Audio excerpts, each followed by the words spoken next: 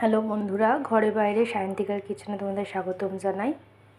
আজকে আমি করছি মাছের কালিয়া। লাগছে দুটো রুই মাছের, আমি ভেজে রেখে দিয়েছি, কুচনো পেঁয়াজ, আদা রসুন আর লঙ্কার পেস্ট, ধনেপাতা কুচি, টক দই, বাটা পেঁয়াজ, টমেটোর পিউরি, এখানে চিনি আছে, আর এখানে সব মশলাগুলো রাখা রয়েছে। নুন, লঙ্কার গুঁড়োটা আমি দেবো না, পরে দেবো, কাশ্মীরি লঙ্কার গুঁড়ো, গোটা মশলা, এখানে হলুদ গুঁড়ো, জিরে গুঁড়ো, ধনে গুঁড়ো, চিনি হালকা অল্প করে।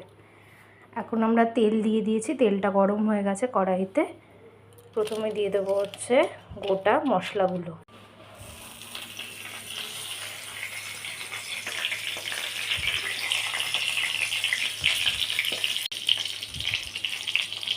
হালকা করে নেড়ে ছেড়ে নেব, মশলার গন্ধটা তেলের মধ্যে মিশে যাবে।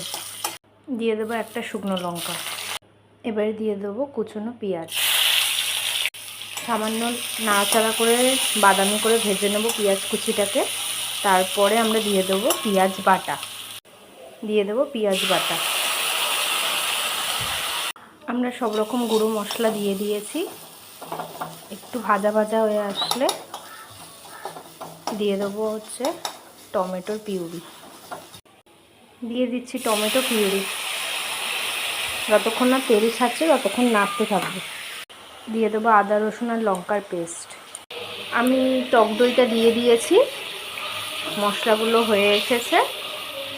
টক দই দিয়ে সুন্দর করে আস্তে আস্তে করে ফাটাবেন, না হলে ছানা ছানা কেটে যাবে।